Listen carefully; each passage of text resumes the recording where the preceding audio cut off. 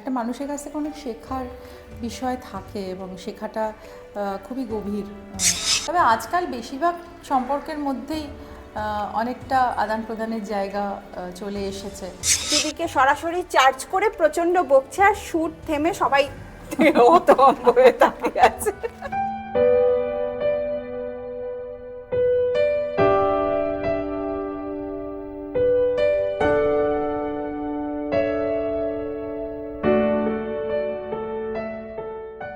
বসন্তকাল চলছে, ফুরফুরে হাওয়া দিচ্ছে, আর দক্ষিণ কলকাতায় আমরা আজকে একটু বেরিয়ে পড়েছি অলিগলি ঘুরতে।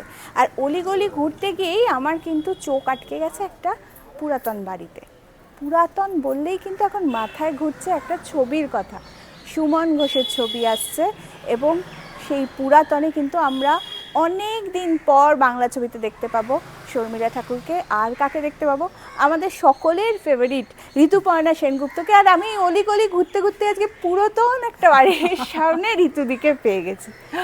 ঋতুদি বলো, এই যে পুরনো বাড়ির প্রতি এটা তো একটা টান অনুভব করো নিশ্চয়ই, যে একটা পুরনো শহর, পুরনো অনেক স্মৃতি। ভীষণভাবে পুরনো জিনিসের প্রতি আমার টান ভীষণই। তো অ্যাকচুয়ালি আমার হাজব্যান্ড আমাকে অনেক সময় বলে, এত পুরনো হয়ে গেছে জিনিসগুলো, কেন সরিয়ে ফেলো না এগুলো। আমি তাও মনে করি না, থাক, কিছু না কিছু স্পর্শ বা স্মৃতি জড়িয়ে থাকে সব কিছুর সাথে। আর পুরনো বাড়ির প্রতি তো আমার ভীষণ আকর্ষণ। আমার ফ্ল্যাট আছে, কিন্তু তাও আমি কখনো আমার মানে শ্বশুরবাড়ি, যেটা পুরনো বাড়ি, যেটা পরে আবার আমরা তৈরি করেছি, সেই বাড়ি ছেড়ে কোনোদিনও অন্য ফ্ল্যাটে উঠে যায়নি, কারণ বাড়ির প্রতি আমার একটা আকর্ষণ আছে। পুরনো কিছুর সঙ্গে আমাদের স্মৃতি এত জড়িয়ে থাকে না, সেগুলো সবসময় ডিসকার্ড করে দেওয়া যায় না জীবন থেকে। আর পুরনো থেকেই আমাদের নতুনের মানে পুরাতন থেকেই নতুন কিছু আসে, তো তাই রেশ থেকেই যায়। আচ্ছা, আমরা যে একটা পুরনো বাড়ির সামনে আছে এবং বাড়িটা অনেকদিন কেউ নেই মনে হচ্ছে, আমরা একটু বাড়িটা ঘুরে না? নিশ্চয়ই, চলো। ঋতুদি, বাড়িটা তো দেখে মনে হচ্ছে খুব পুরনো, কিন্তু এটা কি তুমি আবার নতুন করে সাজাচ্ছ? এটা কি তোমার নতুন বাড়ি? না, আমি নতুন বাড়ি মানে আমি বাড়িটা আমার খুব পছন্দ হয়েছিল, তাই আমার মনে হলো এই বাড়িটার একটা অদ্ভুত একটা কি বলবো, আমেজ আছে। হ্যাঁ, ছোট ছোট সিঁড়ি, ছোট ছোট বারান্দা, মানে এটা খুব একটা দেখা যায় না, তাই বেশ এরকম লাল মাটির মেঝের ফ্লোর। বারান্দার কথা বলছিলাম, আমরা বারান্দায় চলে। সুন্দর না বারান্দাটা? হ্যাঁ, একটা অদ্ভুত কোণা আছে এই বারান্দায়। সেরকমই আমার মনে হয় যে আমাদের জীবনেরও অনেক কোণা থাকে, যেগুলো আমরা আস্তে আস্তে একটু একটু করে ডিসকভার করি। আর এই বারান্দাটার প্রতি আমার একটা ফ্যাসিনেশন আছে। বারান্দায় মানুষের অনেক অনুভূতি থাকে, বাইরের অনুভূতি মানুষ নিজে নেয়, নিজের অনুভূতি বাইরেকে দেয়। অনেক মন খারাপ আমাদের কিন্তু বারান্দায় কেটে যায়, আর বারান্দায় কেটেও যায়। বারান্দায় এলে মন খারাপের রেশটা কেটে যায়। এই যে তুমি বলছিলে, এই যে বারান্দার প্রতি একটা প্রেম, এই পুরাতনের প্রতি একটা প্রেম, এই কথাগুলো বলতে বলতে আমার মনে হচ্ছিল যে এই বাড়িটার কথা বলতে বলতে একটা মনে হচ্ছিল যে এই যে শর্মিলা ঠাকুর যার কথা আমরা বলছি, উনিও তো আমাদের ছোটবেলার সঙ্গে অনেকটা আছে, মানে ওনার ছবি দেখে বড় হয়। তো ওনাকে অনবোর্ড নিলে কি করে এই ছবির জন্য? বলছি, চলো সিঁড়িতে যেতে। হ্যাঁ, এবার করি যে এরকম একটু একটু করে সিঁড়ির ধাপে যেরকম আমরা উঠি, সেমনি হয়তো ধাপে উঠতে উঠতে হঠাৎ আমি একটা বড় ধাপে গিয়ে ওনাকে পেয়ে গেছি। সিঁড়ির একটা একটা ধাপ যেরকম পেরোই, আমার ক্যারিয়ারের একটা ধাপ এগোতে এগোতে এগোতে হঠাৎ একটা বড় ধাপে গিয়ে আমি ওনাকে পেলাম। আচ্ছা, তারপরে বিশ্বাস হচ্ছিল না, তারপরে একটু বসলাম, যেরকম এরকম একটা ছোট্ট জানলা, তো এখানে একটু বসে কথা বলি। এই এই এই জানলাগুলো কি ইন্টারেস্টিং না? এতটা পুরাতনের ফিল আছে না? এই বাড়িটা এখনো খুব আনকেপ্ট, তাই জন্য র ব্যাপারটা রয়েছে। আমাকে উনি খুব স্নেহ করেন, এমনিতেও করতেন, মানে আমার কিছু কাজ উনি দেখেছিলেন। তো একদিন কথায় কথায় একটা অন্য ব্যাপারে কথা হচ্ছে, তখন বললো, ঋতুপর্ণা, আমি না অনেকদিন বাংলা ছবি করিনি, যদি কোনো খুব ভালো কিছু একটা গল্প বা স্ক্রিপ্ট থাকে আমাকে জানিও, আমি খুব ভালো লাগবে তোমার সাথে কিছু করতে। তো সেইটা আমার কাছে একটা দারুণ ব্যাপার হয়ে গেল না? বাবা হাতে চাঁদ, একদম উনি বলেছেন যখন, তখন আমি সেটা নিয়ে ভাবনা চিন্তা করতে শুরু করলাম, এবং আমি বললাম যে এবারে ওনার সাথে একটা নিশ্চয়ই একটা ভালো কাজ কিছু আমরা করতে পারি। তো করতে করতে সুমন ঘোষ আমার কাছে এলেন। অপর্ণা সেনের ডকুমেন্টারি হচ্ছিল যখন বানাচ্ছিল, আমার পরমা হচ্ছিল, আমার একটা ইন্টারভিউ নিতে এলেন। সুমন। তা এটা কথা বলতে বলতে আমি সুমনের সাথে এমনি কথা বলছি, বললো সুমন আমাকে বলে জানো তো 2 মাস পরেই আমার একটা টক শো আছে, শর্মিলা ঠাকুর আসছেন, মমতা শঙ্কর আসছেন, সত্যজিৎ রায়ের উপর একটা টক শো মতো হবে আমেরিকাতে। আমি বললাম তাই? তখন আমি কথা বলতে জানো তো উনি একটা এরকম ছবি করতে চান আমার সাথে। তখন বললো, তখন আমি এমনি কিছু টপিকস ডিসকাস করছিলাম, তখন আমার বললো দাঁড়াও আমি একটা সুন্দর কিছু লিখে পাঠাচ্ছি। তখন আমি বলেছিলাম যে একটা কিছু জায়গা থাকতে হবে যেখানে মা মেয়ে বা পিভটাল দুটো রোল আর কি, দুজন মহিলাকে নিয়ে। তখন সেই থেকেই ওই গল্পের একটা জম মানে একটা সিড আমরা বুনলাম, এবং তারপরে ওখান থেকে উনি আমাদের তারপরে সুমন একটা খুব সুন্দর লিখে পাঠালো, এবং সেটা ওনাকে পাঠানো হলো, ওনার পছন্দ হলো, তারপরে আবার স্ক্রিপ্ট পাঠানো হলো, তারপর তো রেস্ট ইজ হিস্ট্রি। শুটিংটাও একটা খুবই পুরাতন বাড়িতেই হয়েছে। আচ্ছা, মানে যেটা আমরা মানে এই ছবিতে যেটাতে শুট করেছে, হ্যাঁ, মানে সেটাও একটা দারুণ পুরাতন বাড়িতে হয়েছে, সেটা অনেক দূরে আগরপাড়ার কাছে রুট মিলের ওখানে। তা ওরকমই একটা বাড়িতে আমাদের শুটিং হচ্ছে। কি অপূর্ব যে বাড়িটাই একটা ক্যারেক্টার, মানে সেই শাখা প্রশাখা, মানে সেই দেওয়াল দিয়ে রুটগুলো বেরিয়ে গেছে, মানে দেখবার মতো। চলো এবার একটু ওপরে যাই। এবার বাড়িটা কিন্তু আমরা ভালোই এক্সপ্লোর করছি, ভালো লাগছে না? হ্যাঁ খুবই ভালো লাগছে। এই বাড়িটা এই ধরনের এই যে ফ্লোরগুলো, আজকাল এই ফ্লোরগুলো কিন্তু দেখাই যায়। চলো আমরা ওই রুমটা একটু যাই। আবার একটা বারান্দা, আবার একটা বারান্দা, কি সুন্দর এই মেঝেগুলো আজকাল করে দেখা যায় না, এরকম কাঠের এরকম দেখো, এই যে দেওয়াল আলমারি এরকম মজার না? তার মধ্যে মাদুর আগে সেই বইয়ের কত দেওয়াল আলমারি থাকতো, এখন আমাদের সব আলাদা আলাদা তোমার শোকেস টাইপের হয়ে গেছে। কিন্তু এই দেওয়াল আলমারিটা কিন্তু সত্যি আমরা মিস করি। একটু আমরা এবার রেস্ট নিয়ে এখানে একটু আমরা গল্প বসি। আর এই শর্মিলা ঠাকুরের না একটা খুব সুন্দর চেয়ার আছে এই ছবিতে, মানে যেটা কাঠের চেয়ার, সেখানে উনি বসতেন, মানে এই সিনেমাটাতেও আছে। তো আমার মনে হয় ওই যে পুরাতনের এই মানে ছোট ছোট এই যে আইডেন্টিফিকেশনগুলো, আর ওই চেয়ারটা এত প্রিয় ওনার যে মাঝে মধ্যে ওই চেয়ারটাতে উনি বসেও থাকতেন। ইনফ্যাক্ট জানো এই পুরোনো আসবাবের উপর আমারও না খুব টান আছে।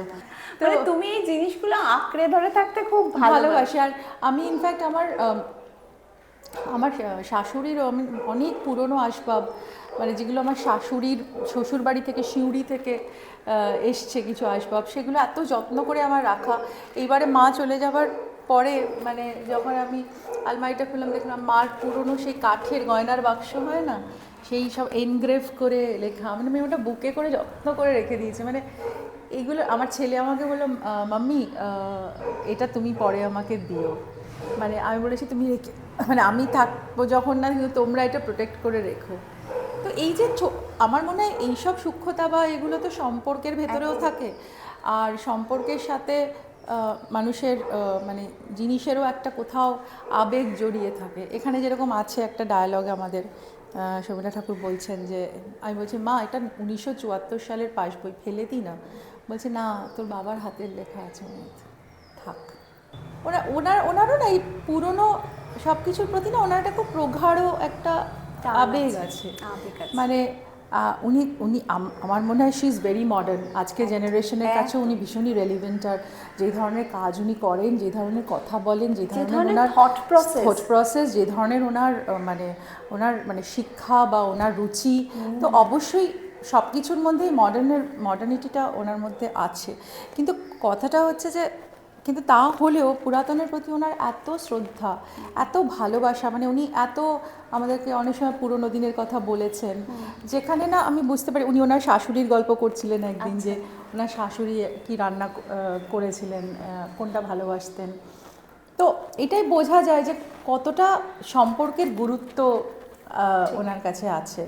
তারপরে নাতি নাতনিদের প্রচণ্ড ভালোবাসেন। তো সেইগুলোই আমি মানে ভাবছিলাম যে একটা মানুষের কাছ থেকে অনেক শেখার বিষয় থাকে, এবং শেখাটা খুবই গভীর, এবং খুব ভেতরটা মানে খুব মানে হয় না, ডেপথ যতটা পাওয়া যায় সেটা খুব ইম্পর্টেন্ট। সো সেটা দিয়ে একটা মানুষকে চেনাও কিন্তু যায়।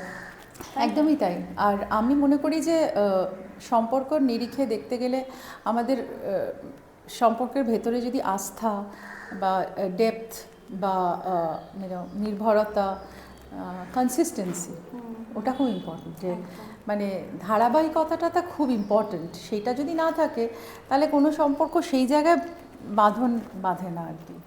আচ্ছা ঋতুদি, আমরা তো ছবিটা নিয়ে বা তোমার কথাও তুমি বলছো বা ওনার কথা বলছো, এই যে সম্পর্ক আমাদের ইন্ডাস্ট্রিতে কি এই সম্পর্কগুলো সুদৃঢ় আছে বলে তোমার মনে হয়? মানে তুমি তো এমন একটা জেনারেশন, তুমি বলছিলে যে তুমি স্যান্ডউইচ জেনারেশন, মানে আগের একটা জেনারেশন দেখেছো, এখন একটা জেনারেশন দেখছো, তোমরা মাঝখানে, মানে বলছি তুমি আর বুম্বাদা বলছিলে যে স্যান্ডউইচ জেনারেশন। তো এখন কি মনে হয় সম্পর্কগুলোর কতটা গুরুত্ব রয়েছে টলিউডে? দেখো, যেই সম্পর্কটা না, গুরুত্বটা নিজের দেওয়ার ব্যাপার, এবং যে যাকে তুমি গুরুত্ব দিচ্ছ তার রাখার ব্যাপার। ইটস আ ভেরি ইন্টারেস্টিং রেসিপ্রোকেশন, যে আজকে যদি আমি কোনো সম্পর্ক গুরুত্ব দিই এবং আমি যাকে গুরুত্ব দিচ্ছি সে যদি না দেয়, তাহলে একতরফা সেই সম্পর্কের গুরুত্ব হয় না। তবে আজকাল বেশিরভাগ সম্পর্কের মধ্যেই অনেকটা আদান প্রদানের জায়গা চলে এসেছে। তবে কিছু কিছু সম্পর্ক আছে এখনও, হয়তো আমি মনে করি, আমিও যেটাতে আমি বিশ্বাস করি, এবং আমাকে এটা নিয়ে অনেক কথাও শুনতে হয় যে আমি মানুষকে বেশি বিশ্বাস করি, আমি বেশি আবেগপ্রবণ, আমি ইমোশনাল। এটা আমিও বলবো। হ্যাঁ, কিন্তু এটা আমি কিন্তু সুমিতা, আমি আসলে এটাতে বিশ্বাস করি। আমি ওই বিশ্বাসটা থেকে সরতে চাই না, কারণ আমি যদি বিশ্বাসটা থেকে সরে যাই তাহলে যেটা হয়, মানে তাহলে আমি নিজে মানুষটা বদলে যাব। আমি নিজের মানুষটার ভেতরের মানুষটাকে বদলাতে চাই না। যেরকম পুরাতনেও মানে অনেক কিছু, ছবিটা এমন কিছু বলবে যেগুলো মানে অনেক কিছু বদলাতে চায় না। চলো আমরা এবার একটু এই বারান্দাটায় ঘুরে আসি। গভীর কথা বলে আমাদের মন একটু ভারী হয়ে গেছে। এই বারান্দাটা তো আরো সুন্দর, এটার একটু উচ্চতা আছে বলে বোধহয় আরো টানছে। দারুণ। আচ্ছা ঋতুদি, আমরা এই যে সম্পর্কের কথা বলছিলাম, আবেগের কথা বলছিলাম, তোমার মার চলে যাওয়াটা তো তোমার কাছে একটা অপূরণীয় ক্ষতি, কারণ আমি তো অন্তত আমার কেরিয়ারের শুরু থেকে দেখেছি যে যেভাবে সর্বদা তোমার পাশে দেখেছি মাসিমণিকে। সেই জন্য মার চলে যাওয়াটা আমার কাছে কি জানি বুঝতেও পারি না এখনও। মানে সকালে উঠে ভাবি যে এটা কি সত্যি, এটাই সত্যি ঘটে গেছে, না আমি ভাবছি, না একটা স্বপ্ন, এরকমই হতে থাকে। আর সকালে উঠেই তো মার ফোনটা আসতো, আর মার মানে ওই ফোনটা না আসাতে না মানে মনে হয় ভীষণ একটা সাফোকেটেড লাগে আমার সকালবেলা। আর আমি হয়তো সকালবেলা ফোনটা ধরে মাকে বলতাম হয়তো যে কিছুক্ষণ কথা বলার পরে, মা এই এক্ষুনি বেরোতে হবে শুটিংয়ে, রেডি হই, আমি তোমাকে বেরিয়ে ফোন করছি। বলে তুই আর বেরিয়ে ফোন করবি না, তোর 100টা ফোন এসে যাবে। শুটিংয়ের মাঝে মাঝেও কিন্তু মাসিমণি চলে আসতেন, এবং আমি দেখেছি যে একমাত্র মাসিমণি ঢুকে একদম ঋতুদিকে সরাসরি চার্জ করে প্রচণ্ড বকছে, আর শ্যুট থেমে সবাই হতভম্ব হয়ে তাকিয়ে আছে। হ্যাঁ, মার তো ওইরকমই একটা ব্যক্তিত্ব ছিল যে মা কাউকে কিছু মানে মানতো না। মায়ের মানে রয়্যাল ব্লাড ছিল মার ভিতরে। আমি মাকে সবসময় বলতাম, মা তুমি একজন হচ্ছে দ্য টাইগ্রেস একদম। তো মার মধ্যে সেই ব্যাপারটা ছিল, খুব প্রাণ ছিল মার মধ্যে। আমি মাকে কোনোদিনও বলতে শুনিনি যে আমি চলে যাব বা আমার পরে কি হবে। আমার মানে হয় না যে অনেকে বলে না আর কটা দিন আমি তো আর চলে যাব, এরকম। কিন্তু মাকে আমি কোনোদিন এই কথাটা বলতে শুনিনি। মা এতটাই মানে জীবনকে ভালোবাসতেন যে মাকে কখনো বলতে শুনিনি। আর আমার প্রতি মার একটা ভীষণ ভালোবাসা তো গভীর থাকবেই তার সন্তানের প্রতি, কিন্তু মা আমার প্রতি আমরা অভিমানও হতো, খুব ভীষণ গভীর অভিমান হতো মার। মানে অভিমান হয়ে মা বলতো, না আমি তোমার সাথে আজকে আর কথা বলবো না, না আমি তোমার সাথে এখন আর কথা বলবো না। তো সেই মান ভাঙাতে আবার আমাকে যেতে হতো। তো সেই মানে আমি এখনো, তোরা তো জানিস আমি শুটিংয়ের মাঝখানে হয়তো বলতাম এই আমি একটু মার বাড়ি থেকে ঘুরে আসছি। এটা যে কতবার হয়েছে তোরা সবাই জানিস। তো ওই মার বাড়িতে সিঁদুর খেলা যেমন আমি জিজ্ঞেসই করতাম না যে তুমি মার কোথায় বাড়িতেই থাকো। হবে, মার বাড়িতেই হবে। তো তাই ভাবছিলাম যে ওই বাড়িটা মানে কেমন জানি আর মানে সব কিছু শেষ হয়ে গেল ওই বাড়িতে। মানে আমাদের যাওয়া আসা, মানে হয় না যে এই তাগিদটা যে মাকে দেখে আসি, মার শরীরটা ভালো নেই, মার সাথে 5 মিনিট দেখা করে বেরিয়ে যাবো, বা এয়ারপোর্ট থেকে যখন নামতাম আগে মার বাড়িতে গিয়ে একটু দেখা করে তারপর শুটিংয়ে যাবো, বা মার বাড়িতেই মেকআপ করে বেরিয়ে যাবো। এইরকম ধরনের ওই সময়গুলো মানে মিস করি আর কি। ভাইও বেশি মিস করে, কারণ ভাই তো মার সঙ্গে সারাক্ষণ থাকতো।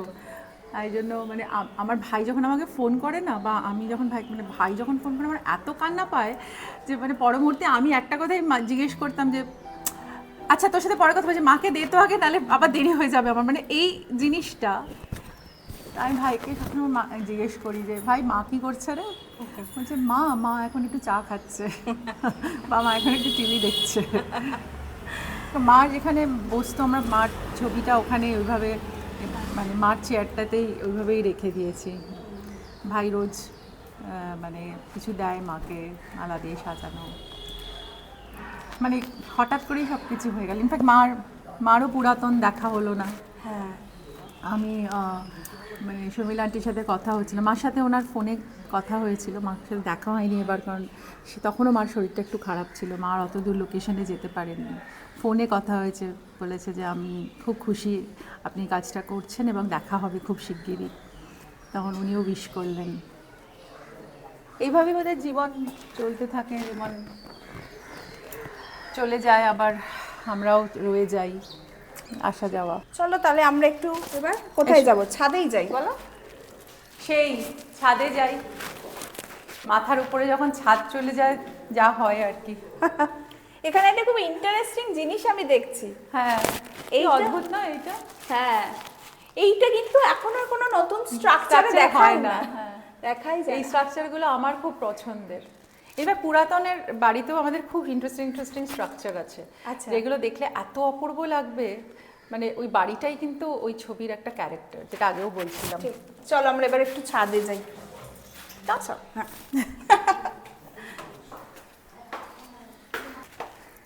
বাবারে, সিঁড়িগুলো কিন্তু বেশ উঁচু উঁচু, পুরোনো বাড়ির মতন, বলো? এখানে চিলেকোঠার ঠাকুর ঘর। আর তুমি তো পুজো আচ্ছাতে আছোই, হ্যাঁ, কারণ আমাদের লক্ষ্মী পুজো, সরস্বতী পুজো আমরা ঋতুদির বাড়িই যাব। আচ্ছা, আমরা তো ছাদে চলে এলাম, আর আমাদের ইন্টারভিউটাও প্রায় একদম শেষের দিকে। পয়লা বৈশাখে আসছে, তাই তো? পয়লা বৈশাখে 11ই এপ্রিল আসছে পুরাতন। আপনাদের সবার আবেগের ছবি, ভালোবাসার ছবি, অনেক দিনের অপেক্ষার ছবি।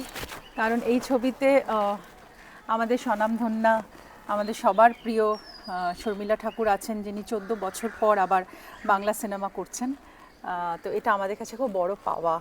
আমার মনে হয় শুধু আমার না, আমার মনে হয় আমাদের দর্শকের কাছেও এটা খুব বড় পাওয়া হবে। একদম। এবং আমি সত্যি মানে আমিও যেরকমভাবে, দর্শকরাও যেরকমভাবে লুক ফরওয়ার্ড করছেন, আমিও লুক ফরওয়ার্ড করছি এই ছবিটার জন্য। 11ই এপ্রিল আসছে পুরাতন আপনাদের প্রিয় প্রেক্ষাগৃহে। আগামী থেকেই সবাই টিকিট কেটে রাখবেন। নমস্কার। নমস্কার।